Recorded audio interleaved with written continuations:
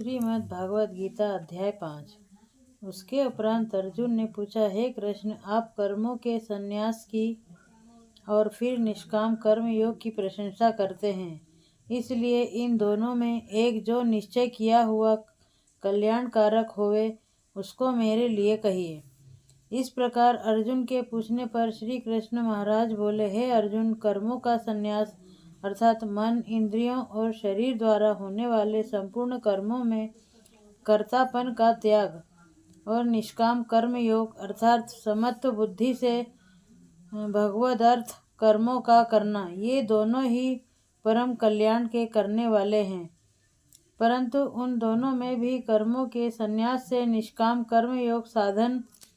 में सुगम होने से श्रेष्ठ है। इसलिए हे अर्जुन, जो पुरुष न किसी से द्वेष करता है और न किसी की आकांक्षा करता है, वह निष्काम कर्म योगी सदा सन्यासी ही समझने योग्य है, क्योंकि राग द्वेष आदि द्वंद्वों से रहित हुआ पुरुष सुखपूर्वक संसार रूप बंधन से मुक्त हो जाता है। हे अर्जुन, ऊपर कहे हुए संन्यास और निष्काम कर्मयोग को मूर्ख लोग अलग अलग फल वाले कहते हैं, न कि पंडित जन, क्योंकि दोनों में से एक में भी अच्छी प्रकार स्थित हुआ पुरुष दोनों के फल रूप परमात्मा को प्राप्त होता है। ज्ञान योगियों द्वारा जो परम धाम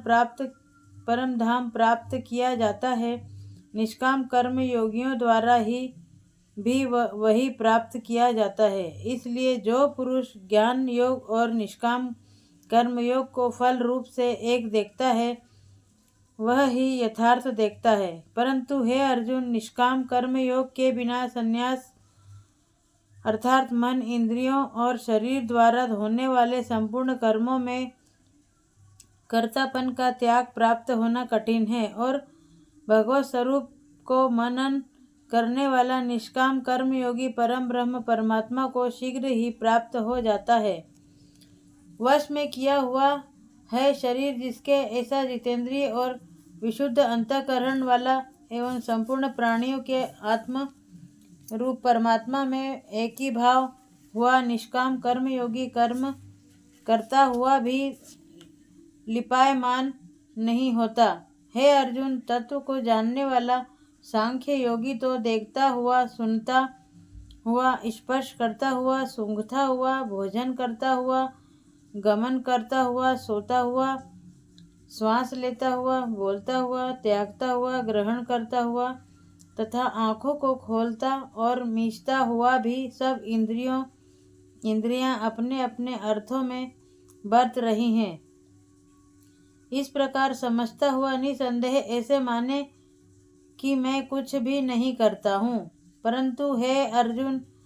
देहाभिमानियों द्वारा यह साधन होना कठिन है और निष्काम कर्मयोग सुगम है, क्योंकि जो पुरुष सब कर्मों को परमात्मा में अर्पण करके और आसक्ति को त्याग कर कर्म करता है, वह पुरुष जल से कमल के पत्ते के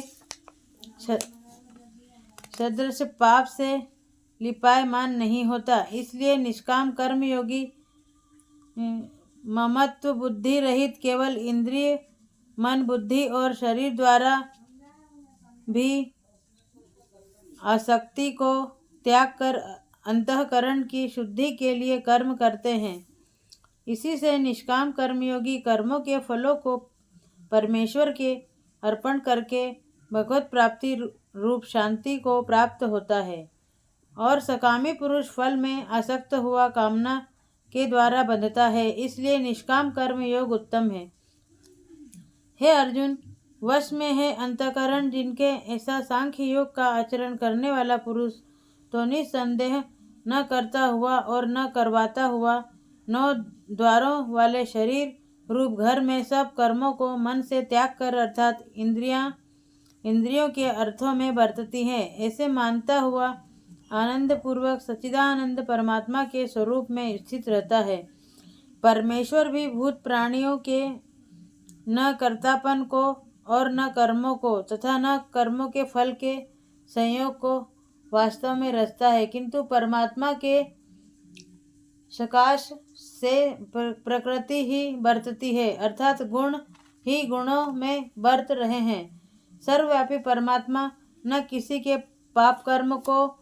और न ही किसी के शुभ कर्म को ग्रहण करता है, किंतु माया के द्वारा ज्ञान ढका हुआ है,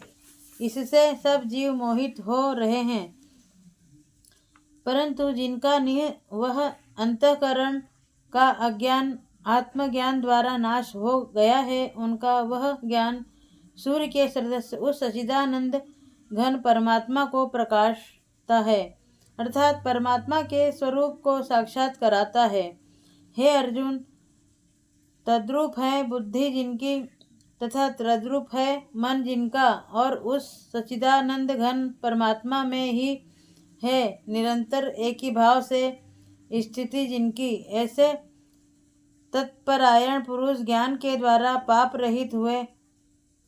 अपुनरावृत्ति को अर्थात परम गति को प्राप्त होते हैं।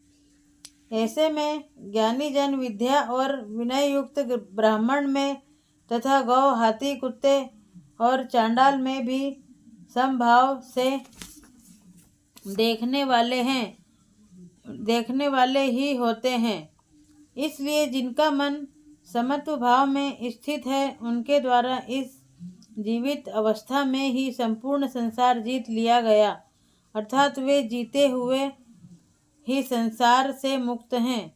क्योंकि सच्चिदानंद घन परमात्मा निर्दोष और सम है। इससे वे सच्चिदानंद घन परमात्मा में ही निश्चित हैं। जो पुरुष प्रिय को अर्थात जिसको लोग प्रिय समझते हैं, उसको प्राप्त होकर हर्षित नहीं हो, और अप्रिय को अर्थात जिसको लोग अप्रिय समझते हैं, उसको प्राप्त होकर उद्वेगवान न हो, ऐसा स्थिर बुद्धि संशय रहित ब्रह्मवेत्ता पुरुष सच्चिदानंद घन परम ब्रह्म परमात्मा में एक ही भाव से नित्य स्थित है। बाहर के विषयों में अर्थात सांसारिक भोगों में आसक्ति रहित अंतःकरण वाला पुरुष अंतःकरण में जो भगवत ध्यान जनित आनंद है उसको प्राप्त होता है, और वह पुरुष सच्चिदानंद घन परम ब्रह्म परमात्मा रूप योग में एक ही भाव से स्थित हुआ अक्षय आनंद को अनुभव करता है। जो यह इंद्रिय तथा विषयों के संयोग से उत्पन्न होने वाले सब भोग हैं, वे यद्यपि विषयी पुरुषों को सुख रूप भासते हैं, तो भी निसंदेह दुख के ही हेतु हैं और आदि अंत वाले अर्थात अनित्य हैं। इसलिए हे अर्जुन, बुद्धिमान विवेकी पुरुष उनमें नहीं रमता। जो मनुष्य शरीर के नाश होने से पहले ही काम और क्रोध से उत्पन्न हुए वेग को सहन करने में समर्थ है, अर्थात काम क्रोध को जिसने सदा के लिए जीत लिया है, वह मनुष्य इन लोक में योगी है और वही सुखी है। जो पुरुष निश्चय करके अंतरात्मा में ही सुख वाला है और आत्मा में ही आराम वाला है तथा जो आत्मा में ही ज्ञान वाला है, ऐसा वह सच्चिदानंद घन परम ब्रह्म परमात्मा के साथ एक ही भाव हुआ सांख्य योगी शांत ब्रह्म को प्राप्त होता है। नाश हो गए हैं सब पाप जिनके तथा ज्ञान करके निवृत्त हो गया है संशय जिनका, और संपूर्ण भूत प्राणियों के हित में है रति जिनकी एकाग्र हुआ है भगवान के ध्यान में चित्त जिनका, ऐसे ब्रह्मवेत्ता पुरुष शांत परम ब्रह्म को प्राप्त होते हैं। काम क्रोध से रहित जीते हुए चित्त वाले परम ब्रह्म परमात्मा का साक्षात्कार किए हुए ज्ञानी पुरुषों के लिए सब ओर से शांत परम ब्रह्म परमात्मा ही प्राप्त है। हे अर्जुन, बाहर के विषय भोगों को न चिंतन करता हुआ बाहर ही त्याग कर और नेत्रों की दृष्टि को भ्रकुटी के बीच में स्थित करके तथा नासिका में विचरने वाले प्राण और अपान वायु को सम करके जीती हुई हैं इंद्रियां मन और बुद्धि जिनकी, ऐसा जो मोक्ष परायण मुनि इच्छा, भय और क्रोध से रहित है, वह सदा मुक्त ही है। और हे अर्जुन, मेरा भक्त मेरे को यज्ञ और तपों का भोगने वाला और संपूर्ण लोगों के ईश्वर तथा संपूर्ण भूत प्राणियों का सुहृद अर्थात स्वार्थ रहित प्रेमी, ऐसा तत्व से जानकर शांति को प्राप्त होता है और सच्चिदानंद घन परिपूर्ण शांत ब्रह्म के सिवा उसकी दृष्टि में और कुछ भी नहीं रहता, केवल वासुदेव ही वासुदेव रह जाता है। इति श्रीमद्भगवद गीता रूपी उपनिषद एवं ब्रह्म विद्या तथा योग शास्त्र विद्यादि श्री कृष्ण और अर्जुन के संवाद में कर्म योग संन्यास योग नामक 5वां अध्याय। श्री हरि नारायण भगवान की